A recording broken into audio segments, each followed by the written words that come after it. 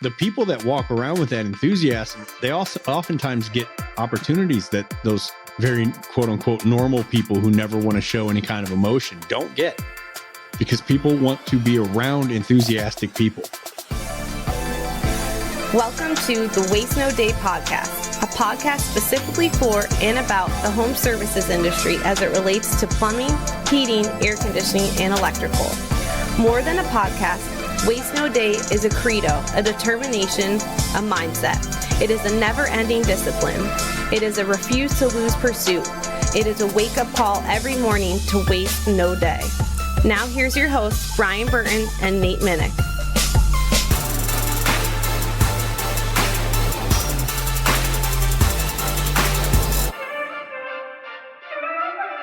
Hey, welcome to another episode of the Waste No Day podcast. Your hosts, Nate and Brian, hanging out with you again and looking forward to another great show on another great week. Hope that it's starting off well for you because this one is going to make it even better. We are doing a little bit of a show for you ourselves, and we're talking about the topic of enthusiasm, and it's going to be a great reminder to you of the power of one little piece in your presentation and how it can make all the difference in the world. We're going to start off with a little bit of a breakdown for you ourselves, and we're going to do that by turning to Brian for our quote.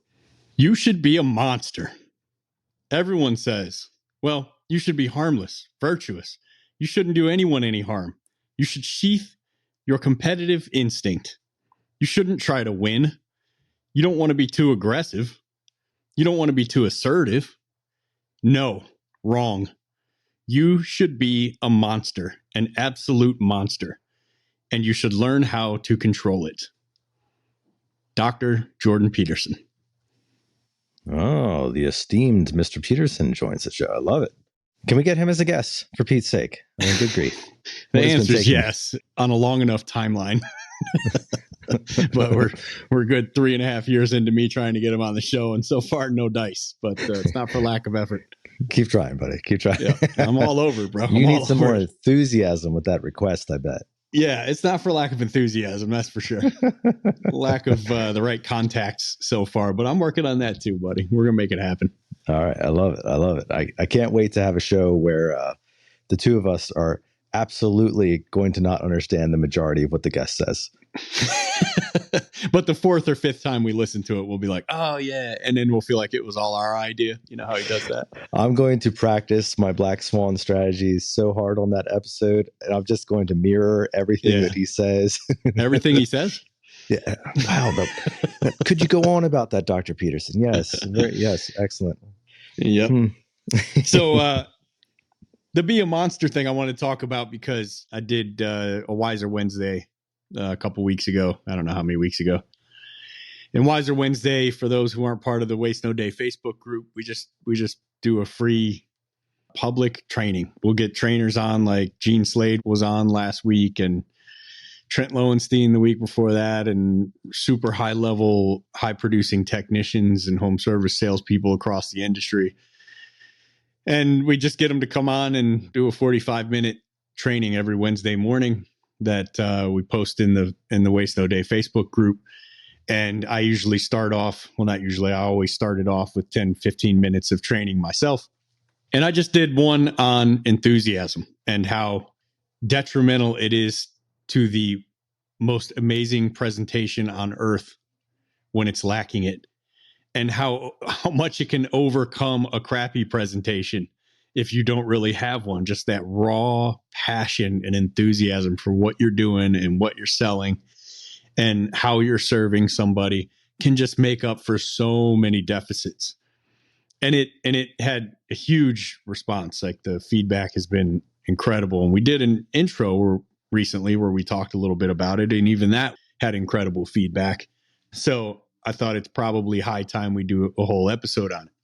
And as I was putting pen to paper, or, thought for me, because I don't read or write, but as I was thinking about what this episode... You don't read or... No. I talk to text to my notepad, all right?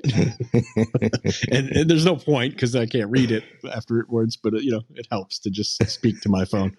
And making shapes on paper. I got it. Yeah. So as I was thinking about the episode, I was thinking about what keeps us from being enthusiastic. And you know what keeps us from being enthusiastic?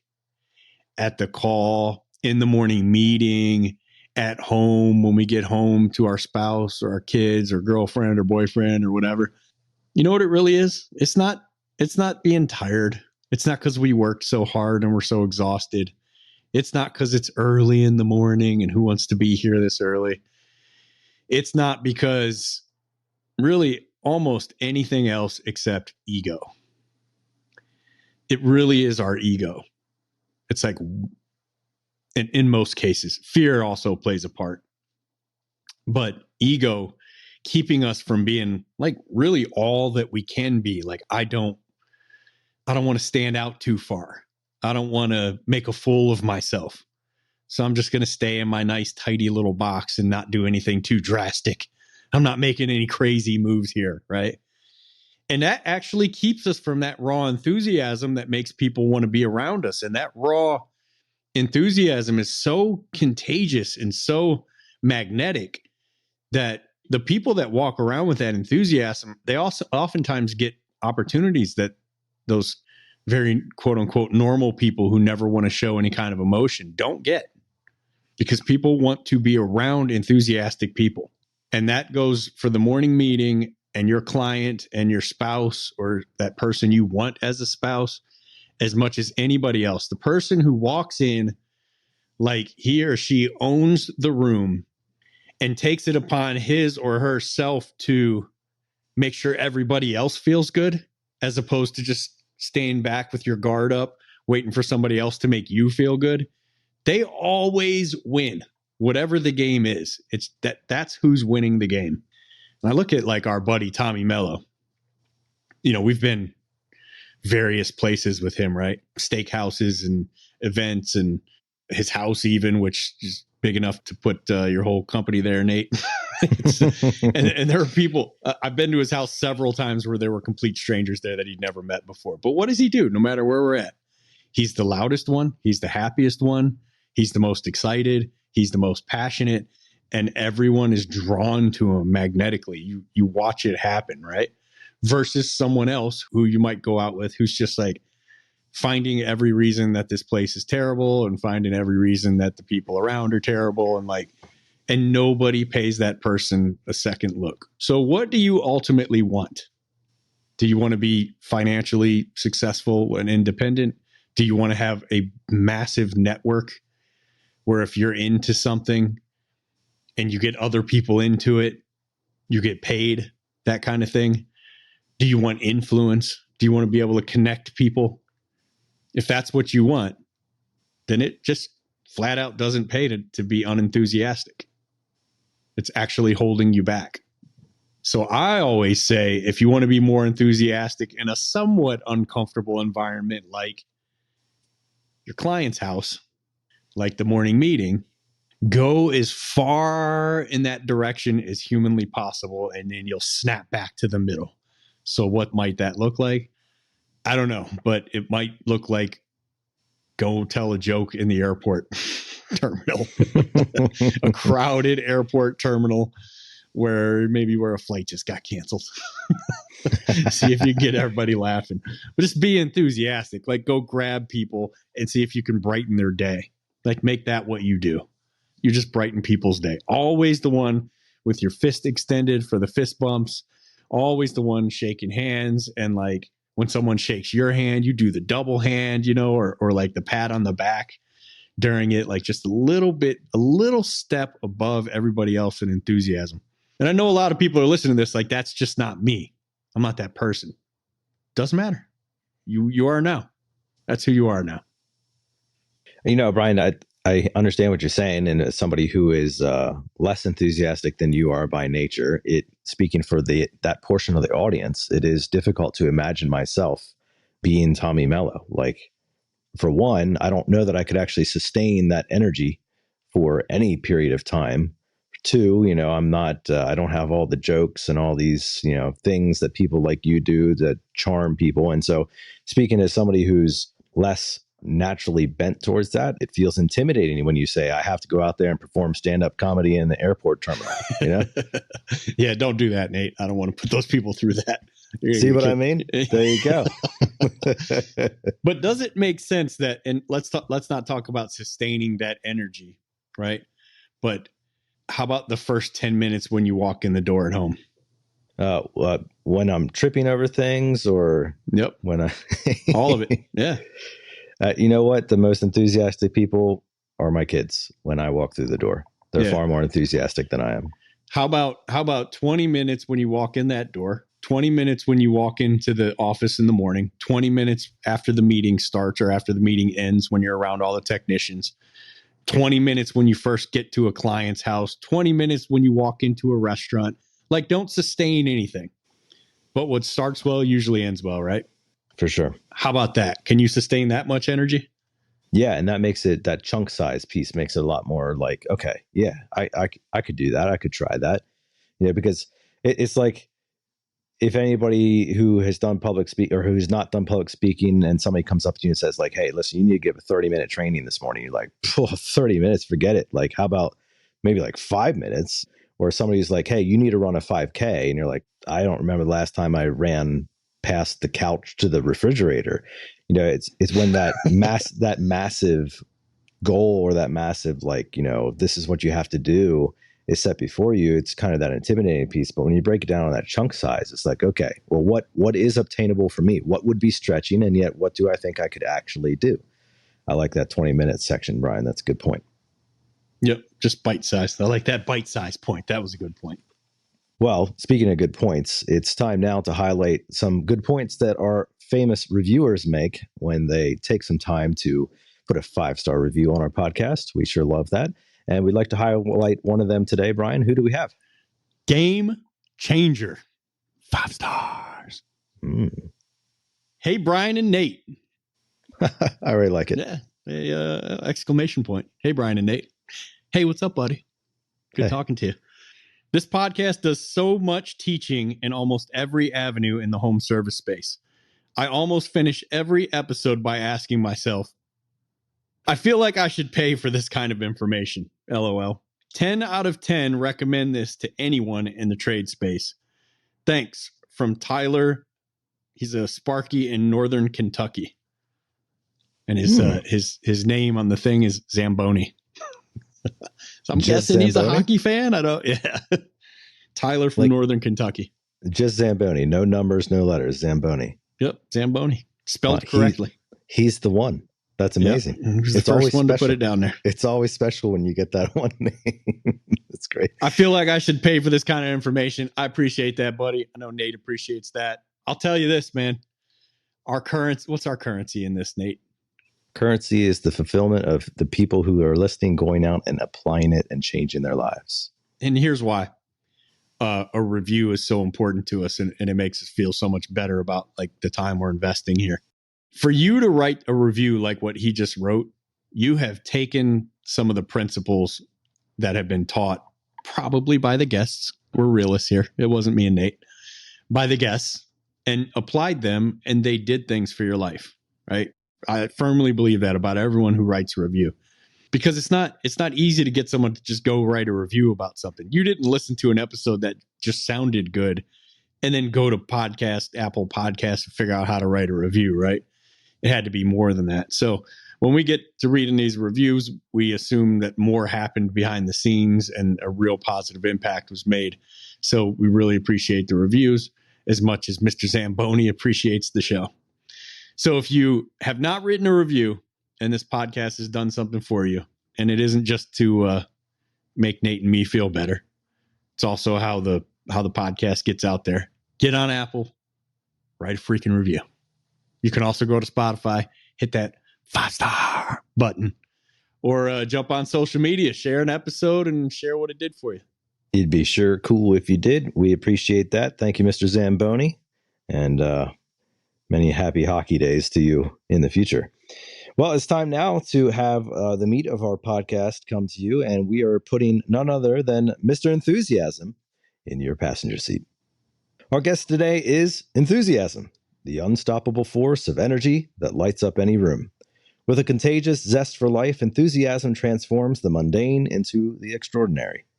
Always ready with a smile and a can-do attitude, Enthusiasm inspires everyone around them to reach for their dreams and embrace every opportunity. Whether it's tackling challenges or celebrating successes, enthusiasm is your go-to for a boost of positivity and motivation, turning every moment into a vibrant, unforgettable experience. Welcome to the show, Enthusiasm. Great to have you, Enthusiasm. It's about time. 3.5 years we've had none. Finally, Enthusiasm shows up on this show. You know, Brian, I was thinking about it, and I have a great definition of enthusiasm. It's one I've wordsmithed it a little bit. You know, it's not exactly Webster, but it's pretty close. So, enthusiasm is the feeling that every Dallas Cowboys fan has before the season starts. And Ohio State. And it lasts for about 5 minutes into the first game. And then the lack of enthusiasm shows up. So that's my definition. Just putting that out there. The U.S. Department of Labor on dol.gov published an article. And the main topic of that article, I'll just read the first very small paragraph. What is the difference between "you're hired" and "thank you for your interest, but"? In a word, enthusiasm. Enthusiasm can mean the difference in not just getting a job, but also succeeding in that job and even advancing in your career. A positive and enthusiastic attitude is a critical component of workplace success based on hundreds of employer surveys. Very few things more true than that, especially when it has a .gov attached to it these days. You know what I mean? No comment. But I mean that is so crucial, because how did we used to talk about it? Like Aaron Buckwalter and I would conduct interviews in the conference room. And at the time when we came up with this, we were interviewing, I believe, for every position in the company. So there was no position in the company that didn't get interviewed by Aaron and me together. And we had this rule. If we're in there already, and if we're in there, we're having a good time, and the person walks in and the energy stays the same, we're conducting an interview. If the energy goes up, they're probably hired. We don't even need an interview. If the energy goes down, good luck. If they drag the energy down, good luck getting hired. And I know that's tough, but we built a culture on enthusiasm and gratitude. And you're like, I know what people are thinking, like, oh, well, when you get in that situation, you're nervous. Like, that's a time when people will shut down. I'm like, I get it. But certainly for field staff, that's the one time that you're going to have to be a really good actor, is in that conference room. Because if you can't do it for us, you can't do it for a client. You guys would have loved the spreadsheet presentation that I gave in my interview. We just I'm so glad I wasn't there. Lit you up, man. I'm picturing just an hour and 45 minutes of data on why you would be a good choice for that position. PowerPoint slides and pivot tables. It was awesome. Nate slid in there right before Aaron and I were doing the hiring. I'm not sure who would be behind this iPad right now, but well, anyways, I do agree with you though, Brian. And you know, an interview is one of those times where like everybody knows you have to put on the show. Like if you're honest about the interview and you actually desire the job, you have to put on the show. Like it's supposed to be the best of you. In fact, it's the job of the interviewer, to be able to like undo the show, because I've sat on the hiring side of the table many times, just as you have, and you know that they're bringing in like the polished version of themselves. Like they've done no wrong. Nothing has ever gone afoul with previous employers. Like they just walk on water in all of their ways, right? And it's typically your job to be like, yeah, okay. Well, tell me about a time when that wasn't the case. And let the BS meter just go off here for a minute. And so it is the place where a lot of us choose to bring the most enthusiasm or the most polished version of ourselves. And, you know, it's an interview, so it is what it is. But it's a reminder that we possess that pizzazz within us. Like we do have the ability to put on the show. We do have the ability to walk on the main stage under the lights and get it done. And I think what we're trying to bring about today is, why can you do that in an interview for a job that you want for 30 minutes, but not do it for a job that you want for a client? who is thinking of maybe hiring you. It's really not that different when you think about it in terms of they're hiring you and so is your boss. Now, which one is going to get the best performance from you? It's the one that has the most enthusiasm. And if you've forgotten about who it is that actually pays you, ultimately, if you're on the front lines, it's that client. And to keep that in mind. Yep. We had this saying in timeshare, or they had this saying, I should say, in timeshare, where they said this all the time. Like, in most cases, you were kind of lucky if you got one tour that day. There would go days where you wouldn't get a tour. Like if you sold yesterday, you were guaranteed a first tour. If you didn't, and again, like superstars in that industry sold 1 out of 10. They called that the President's Club, 10% closer. And you might get one a day. So do the math on that. So, but they had this saying in there, even if it's your second or third tour of the day, which are grueling. I mean, you are just physically exhausted by to do a second or a third one. Even if it is, make sure you keep that couple on vacation. Do not let them feel like they're no longer on vacation, because this was in Las Vegas. We were in the middle of the Las Vegas Strip, right? These people were offered 2 concert tickets and told flat out, go sit through this thing for 90 to 120 minutes and let them present you with some vacation ownership. And if you like it, buy one. And if you don't, get out of there. You get your concert tickets. They're free. And you're talking like Cirque du Soleil at the Bellagio show, which are $180 a ticket. So a lot of people went in there for those tickets, right? And it was our job in that 90 to 120 minutes to convince you to part with $40,000 for vacations for the rest of your life. This is no easy task. And you get to the other side of it and you're just exhausted and you feel like you just got in a fight or something and you're just spent, just totally spent. And you have another tour and you might just kind of walk out like, hey, how's it going? If that's how you approach it, you're done already. You took them off vacation. You made them feel like this is your job and they want to get out of there as soon as possible. Like you literally might as well hand them their tickets and say, just march this way, just head on out. So you had to paint the enthusiasm back on and then start it off like it was your first call of the day. And we have sayings like this in what we do, which is like your uniform also, aside from just the way you present yourself, but your uniform should look like it's your first call of the day every time you go to a call. Like you don't ever go to a call wearing the last call's, we'll say solder. Let's say flux and solder. I bet you have, buddy. And pipe dope. Also pipe dope. Whatever it is that you're wearing. Don't take the last calls into the next call with you. So you have to keep the client, quote unquote, on vacation. You have to have the enthusiasm of the call you got to at 8:10 a.m. on the fourth call you're going to at 5:25 p.m. The exact same enthusiasm. For one, the client deserves it, right? But for two, it just doubles your chances of success. Your chances of success are directly tied to your level of enthusiasm. So a lot of people have traditions. Like, what did Josh Kelly talk about?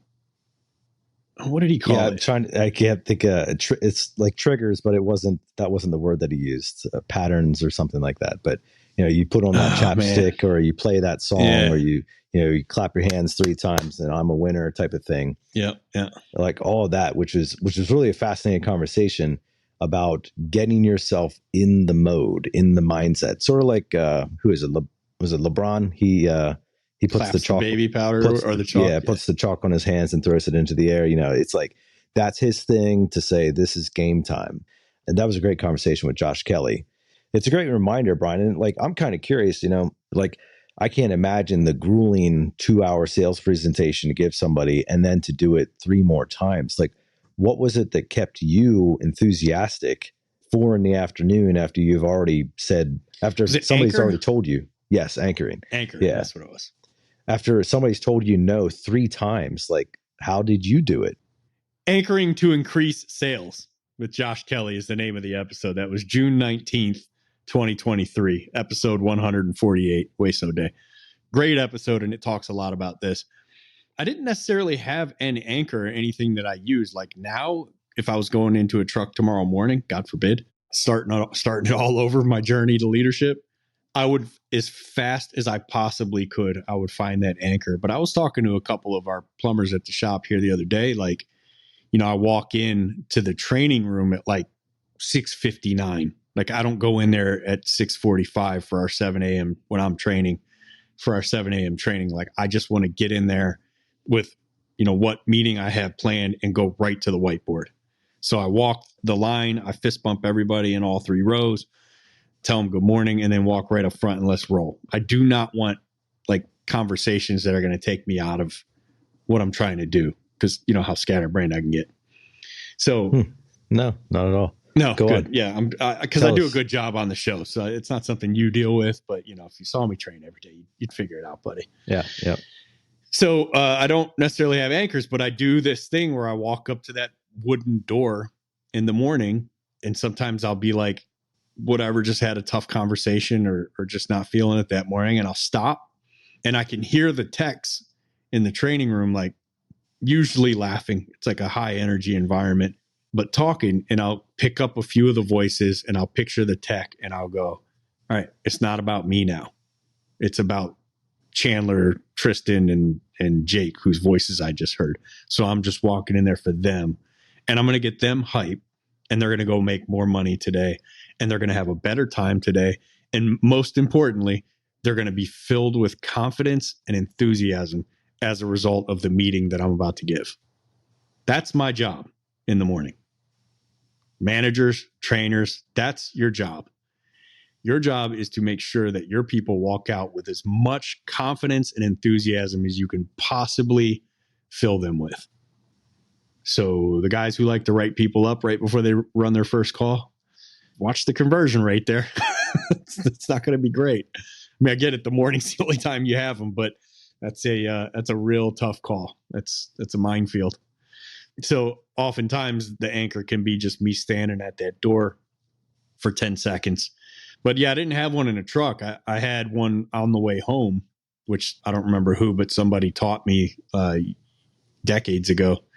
Which I had a Michigan hat that I would take my plumbing hat off. I would look in that rearview mirror. I would put the Michigan hat on, and I would say, now I'm husband, father mode, not plumber mode anymore. And then I would kind of shake off the attitude that I might have if I went like 0 for 3 that day.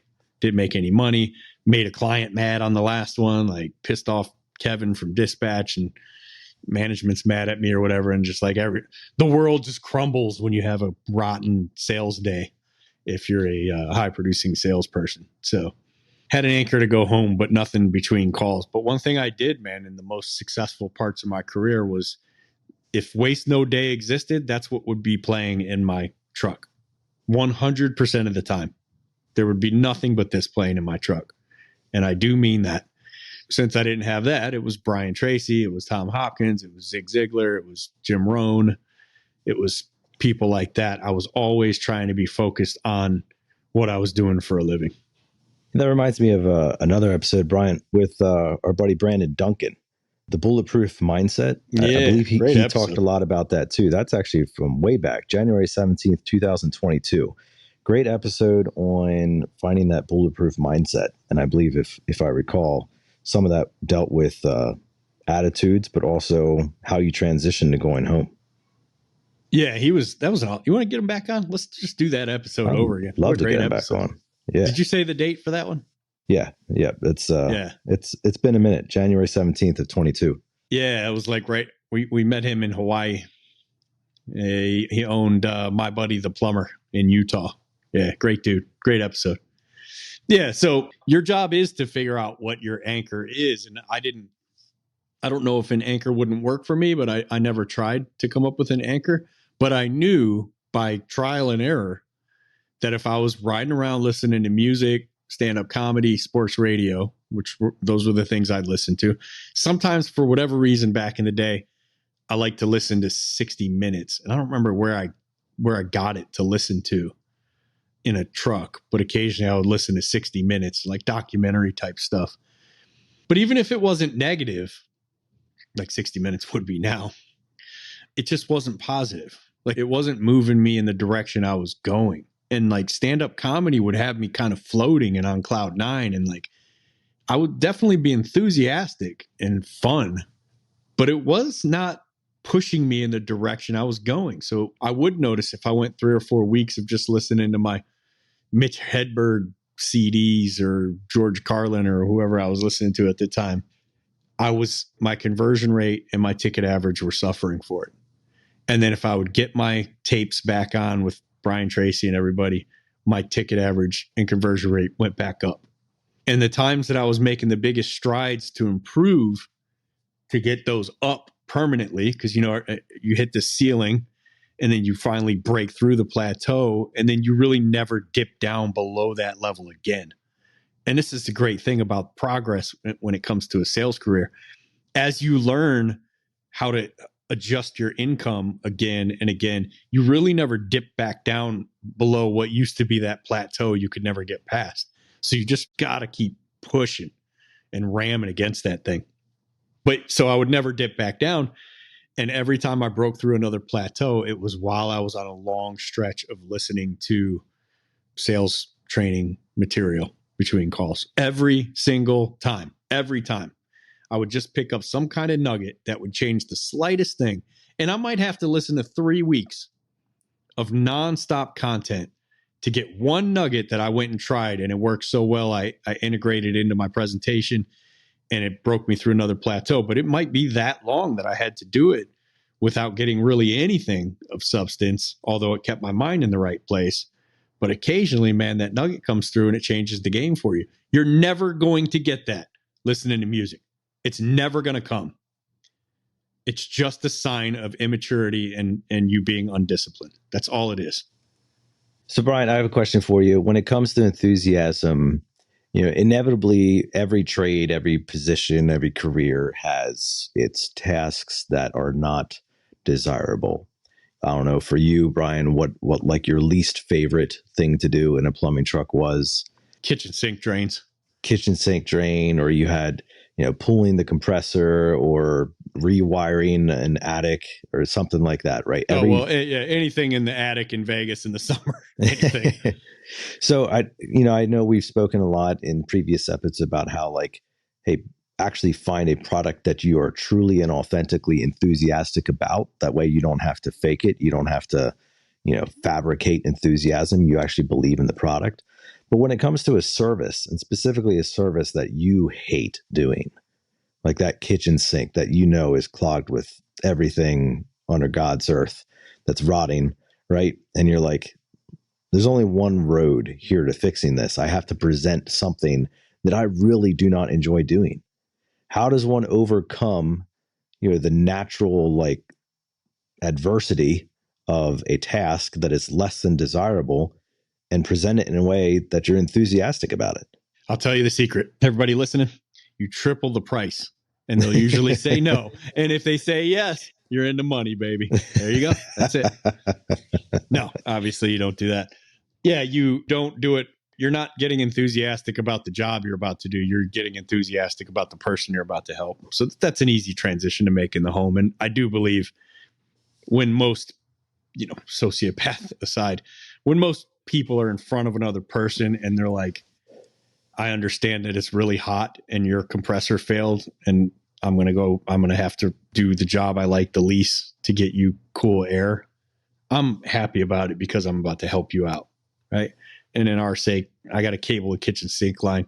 I don't know why I hated them so much, but I really hated cabling kitchen sink drains. I just couldn't stand it. It's just about getting that family a kitchen sink that was working again. So it was fine. Just no big deal.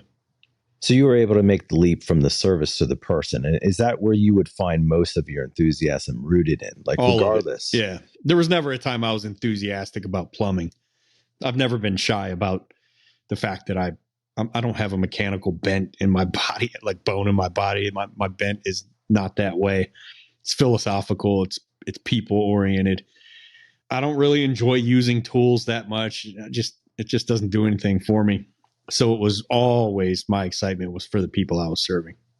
And if it was people I hated, my excitement was for the fact that both of our financial situations were about to change a little bit. So there was that based on this transaction. As you're saying that though, like I'm sure many of you out there in listener land have received a voicemail or a text message or something from a homeowner who's just exuding gratitude and how you saved them and like you rescued their weekend and, you were so kind and all these things.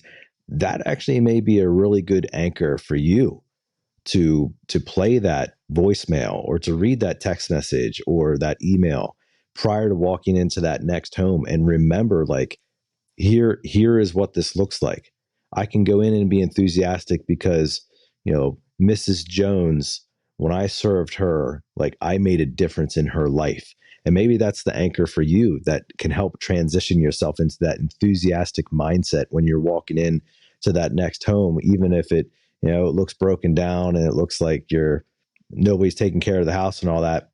You can still walk in there with the mindset that you can make a difference in this person's life, in this person's day, in this person's home, their family, everything. That is within your capabilities. And you can go in there with the confidence, not only that you can do it, but you can do it with enthusiasm. Here, buddy. When you look back on in a truck, in a service role, in a sales position or whatever, when you look back on the most excited people when you finished a job, right? And it's much the same in a sales role. When you had to really work someone through that financial aspect, forget about the job.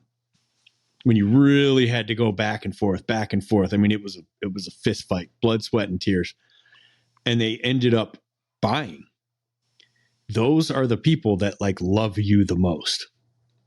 Everybody knows what I'm talking about who's run calls. Those are the people when you're walking out are just like, dude's got his hand on your collarbone, and the wife's just talking about your kids or your wife or whatever. Everybody's like ecstatic, like you guys have really gone through something together. And if you can harness that, like if you can make that your anchor when you're going into that really tough sales situation and go, I know how they're acting now. I know how they're looking now, but just wait till we get on the other side of this. And I think you just become a 98% closing killer, just an animal. Or as Jordan Peterson would say, a monster. Become a monster. Right.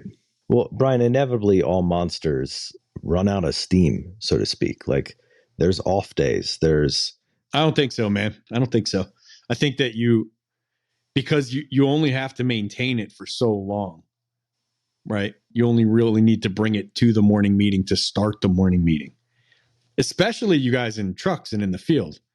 Like you're not given the morning meeting. It's an hour of you just sitting in a chair. So when you get there, bring the enthusiasm, be the biggest one high-fiving and making people feel good. Not everything you say it might be funny, but has to be a joke at everybody else's expense, but like bigging people up, like making people feel good. And then quietly sit down, grab your pen and piece of paper because you're a professional when it comes to a morning meeting and get to taking notes. And you don't have to be enthusiastic. And then go out, get ready and roll and get to your first call. And then enthusiasm turns on, right? When you meet the person. And then when it's time to present, enthusiasm turns back on. So it's not like a long sustained thing. And people who burn out try to keep that enthusiasm going all the time. And I don't think you need to do that. Well, maybe I'm phrasing it incorrectly then. There's times when, for one reason or not, whether it's you went on vacation, you came back and you're out of your groove, or, life is just happening at home and like, it's just like you got a whole lot of feelings and head trash going on. And for one reason or another, your enthusiasm levels, probably unbeknownst to you, start dropping in the home. You think you're still performing, you're still getting some sales, you're still getting some people involved in some of the services and products that you're offering, but it's not with that same pizzazz. And it's not necessarily obvious to you. Have you gone through call it a slump or something like that, where you've realized like, wow, the reason that I'm missing some stuff here is because my energy level, my enthusiasm level is not where it was at one point? And if so, like, how did you come about to that realization? What did you do? Yeah, that's a tough one, man. Because what that leads into is like panic mode. You don't usually realize it. You just go into this panic, desperation, fear. Oh my gosh, I have bills to pay. Oh my gosh, my conversion rate. Oh, I'm dropping to the bottom of the wheel, quote unquote. I'm going to start getting the crappy calls. Like I'm going to be warranty guy before you know it. Or yeah, your image is being tarnished. The worst thing that happens when it gets like that is your clients are going to get work done from other companies now because you're not serving them the way that they planned. And what sets in is desperation mode. And then all of a sudden you got the dollar sign glasses on and you start looking at people like, I think we've talked about this before, but in the dating world, let's say a young Nate, not that this could ever happen, but got broken up with, right? Got dumped. Girl of his dreams dumped him. And you're going back out on the scene. You need a rebound, right? So you hit the clubs, as Nate would do, hit the bars. And what do you stink of? What cologne are you wearing? Air de la Desperation. That's the one. Oh, day desperation. And how successful are you at the game? Well, I mean, I don't want to brag about the reputation, but right, little Chirp can lay his thing down. Right, we get it, buddy. All right, let's talk about somebody else then. Somebody else, Mike Favrick. Let's talk about Mike Favrick. Perfect. Yes. Yeah, it's you're striking out like crazy. Like you're just looking at everybody like you haven't eaten in a week, and they're your favorite bacon cheeseburger. Mm-hmm. And when you start looking at clients with those dollar sign glasses on, they will not buy from you. I mean, you can't feel it. You can't see it. You know that you're not on all the way. You know you're off a little bit. But you just, like anytime I ask somebody, like I'll pull somebody aside who's in a funk, go, I just did it last week, as a matter of fact. And said service tech is probably hearing this. I said, what's up? What's up? You all right? You good? And what's the answer? I'm fine, bro. Yeah, everything's fine. No, I'm good. All right. Well, you're getting pretty low below your normal standard of conversion or ticket average or whatever, right? You're getting the recommendations, your options look like they usually do, but you're converting at a much lower rate. So something's up. And you as the tech will always go, no, I'm good. I'm fine. Right. So the tough part is you almost need somebody else to point it out to you. And you really got to have a good leadership team in place. Like you can't have a dozen techs and it's one person's job to know and see and point out something like that. Like it helps to have the entire team on board with each other and really into each other and watching out for each other. And then leadership, multiple people in leadership, all of whom can see this, point it out, grab somebody, have a conversation with them. And a dispatcher's clutch on this to be able to see this and point it out. Here's the thing. Oftentimes, this is ego too, so you just gotta let it go. A dispatcher oftentimes, and some people in management will feel like, well, if I never ran calls, who am I to say that to a tech? And I'm telling you, you just got to eat that feeling. Don't worry about it. That person needs your help. Like that guy's not making the money he should be making. And he's got people dependent on him. And you're worried about what he might think about you. That's ego. Let that go. Pull him aside like a bro, like a friend, and say, look, man, this ain't you right here. Man, this is what I loved about Kevin Oliver, our dispatcher at Yes in Vegas. We got to get him back on. Great episode, his too. That dude never ran a service call in his life, but he would light us up like he was the best selling tech that ever walked the face of the earth. He didn't care. And here's the deal. The less he cared about what we thought about him, the more we respected his opinion. Because he just, he wasn't like belittling us, but he'd just be like, this is how he would say it. Bro, what's up, man? I can't keep throwing calls at you for you to throw them out your truck window, for one. But for two, this ain't you, man. This ain't you. Like, what's happening? What's going on with you? And you'd be like, no, I'm cool. Well, there was this thing this morning before I got to work, had a conversation with the manager. He's just a prick, and he would just kind of let you talk and talk you through it. Like, all right, bro, come on, get it together, man. I need you on this next one. You got me? And you're like, yeah, I got you. But that's what you need to be as a dispatcher. Like, you've got to be in that huddle. like shaking the team up, defensive coordinator, whatever. Guys are letting that running back get through. Got to be able to grab everybody up or grab individuals up and say, man, this isn't you. So it's almost always got to be somebody outside of yourself that points that out. Because, man, when you get into that desperation mode, you can run weeks.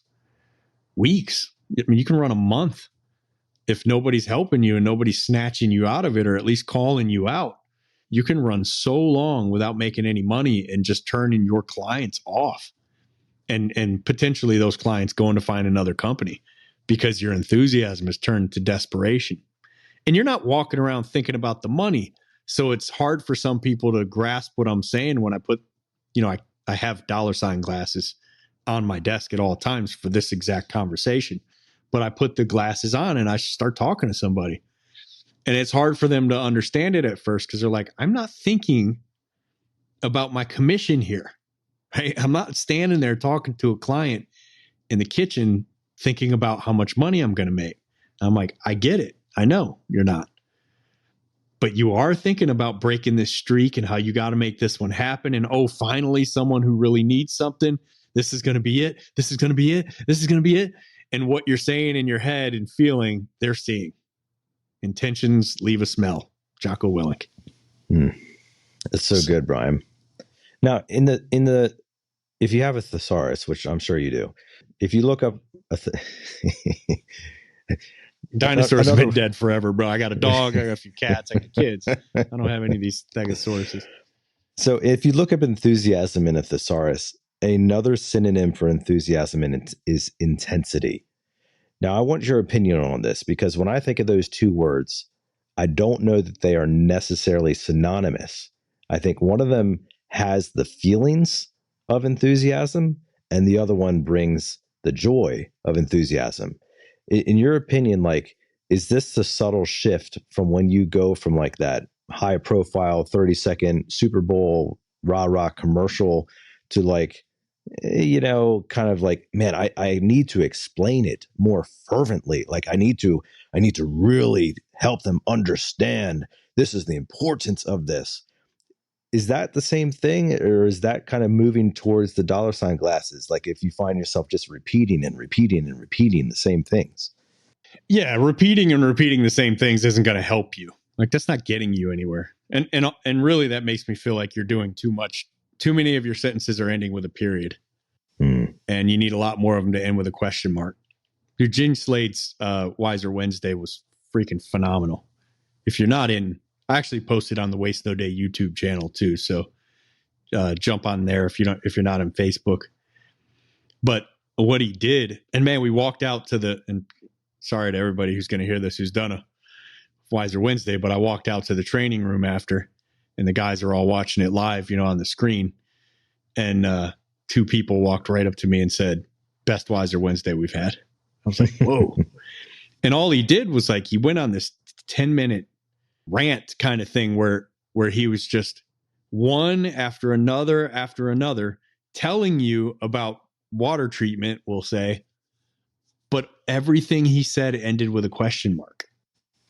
And everybody saw how it was like, you didn't feel like he was badgering you at all. You didn't feel like he was pumping you full of info. You didn't feel like he was telling you, which is not selling you, right? He was just leading you on this journey. But instead of breadcrumbs behind him as he walked, he was just leaving question marks. And you were there with the answer every time. And nothing required much thought. Some of the questions, he didn't even wait for an answer. He just asked the question and kept moving. And it was masterful. And I highly recommend watching that thing. Jump on YouTube. I think if you just type in Waste No Day, the Waste No Day page will pop up. Real quick, hit subscribe, please. And then just scroll down the videos. It's like one of the last videos I posted, and check that thing out. So yeah, so statement after statement, it's getting you in trouble anyway. The more you talk, the less they're listening. So I think that's an important delineation, because sometimes when you think enthusiasm, you think of like a coach who's just like giving this, before you go out and win the big game, 15-minute rah-rah speech. But in our world, in the trades, enthusiasm is really more about the transfer of enthusiasm than it is about your own enthusiasm. Because there's always two people in every equation that we go into. There's always the homeowner and there's always the trades professional. And the trades professional can be as enthusiastic as you can imagine. But if the transfer never occurs, all it is just, a great time. But at the end of the day, it's still going to be a no. So we can't talk about enthusiasm without talking about, the age-old definition of sales, which is the transference of enthusiasm, Brian Tracy. And that's a part that in Gene Slade's case and many others is the involvement of the person in the conversation, whether it's by questions or subtle nods or like making sure that they are engaging with you. That is so important to what it means to be enthusiastic in the home, because they need to be coming along with you on the journey. They need to be getting excited, or at least they need to be nodding their head to some degree saying like, yeah, this is making sense. If they're not, you're just a really great commercial that nobody ever really pays attention to. Ouch. Really great commercial that nobody pays attention to. Yeehaw. That is the like daytime TV commercial versus the Super Bowl commercial, right? Yeah. Oftentimes it is the exact same product that's being pitched on a commercial. And there's a version of I don't know why I always go back to the Pepsi or Dr. Pepper or Coke or whatever it was. But remember with the polar bears? Oh, yeah. It was like, I don't know why that was such a huge deal when it first came out, but it's the one I always think of when I think of the Super Bowl commercial. But there's a 10 a.m. on a Tuesday during a talk show version of a Pepsi commercial that costs them almost nothing to make. Right? It's just some dude walking down the street as happy as you can possibly be when nobody else is, because he's sipping on a Pepsi. And a whole bunch of close-ups of the yeah, and the steam coming out a little bit with how ice cold it is, and the sweat dripping down everybody else's face while they're watching him, like, oh, he's got a Pepsi. Like, yeah, if it's in ice, I get it, but just straight out of a bottle, I do not find it refreshing. But if they were to sponsor us, I would. Yeah, for all those out there, I'm sure. Do we have any bottle deliverers listening to this podcast? Yeah, yeah. Let's hook it up, man. Okay. Yeah. So there's that difference between the daytime TV commercials. Like, it's still the same product. It's probably a great product. Just not a whole lot of people are paying attention. But they spend all that money on the Super Bowl commercial, and a lot of people are paying attention. And what's different? Well, the product's the exact same, but they're going to sell a heck of a lot more on the Super Bowl commercial. So what's different about the commercial? The animation, the editing, the directing. Like they probably hired a Christopher Nolan or one of these super Jerry Bruckheimer or something, super high level director. Michael Bay. Things explode. But seriously, they actually would. I mean, he's probably directed Super Bowl commercials before, because they'll pay this much money to have that pitch, that presentation perfected for the Super Bowl, because of how many people are going to see that commercial. And all they're doing is selling that product. That's it. They're just super high level salespeople. Yeah. And in many ways, the Super Bowl commercial is focusing on that MQ, right? The memorabilia quotient. The ability for that commercial to not just convince you in that moment, because very few people are like, oh man, I gotta go to the store right now. Pause the game. I just have to leave. I have to go buy this product. So it's not about the moment. It's about how memorable was it later on. Now in the trades world, it is very much about in the moment, but it still has to be that like, what is your memorabilia quotient? Like, how memorable are you? How memorable was your performance? Was your presentation? Was your service? Was your uniform? Was your grooming and your breath? All these things are factored into who you are and how much you are remembered. And not just how much you're remembered, but how you are remembered, which is equally as important. And part of the enthusiasm that we've talked about in previous episodes, while it isn't necessarily defined as the stereotypical version of enthusiasm, is like how you come up to the door, like how you even carry yourself. That is all an element of enthusiasm. You are demonstrating something without words that is speaking to the homeowner. It may be through your eyes, it may be through your gait, it may be through just your stance or how you use your hands or whatever, but that's part of it too. And it's a focal point that you have to realize, like, from the moment you turn the key off and you exit that truck door, it's game time. The cameras are rolling and the performance of your life is in front of you. Are you going to bring the game or not? Leave your ego in the truck, because most of shyness is just ego. Most of it is just, I don't want to make a fool out of myself. Leave that crap in the truck. Go make a fool out of yourself for your client. They deserve it. They deserve it because they're about to pay your electric bill. Like, how would you act towards someone if they just came up to you right now and said, you know what I'm going to do? I'm paying your mortgage this month. I'm going to pay your rent this month. What's your car payment? I'm going to cover that for you this month. Cool. Just fist bump. That's all I want. All I want is some gratitude. How much gratitude would you give them? Now you have the opportunity to help a client, for them to pay your car note, and for them to write you a 5-star Google review and maybe write up a nice social media post about you. All you got to do is give them that gratitude before they do it, and watch it pay dividends. So and get up in there. Not just on that call, but in the future too. Yeah, like over and over and over again. Nate and I have been around long enough to see it many, many, many times. I've been in my own truck since, well, at least off and on since 97. I was 17, first ran some calls.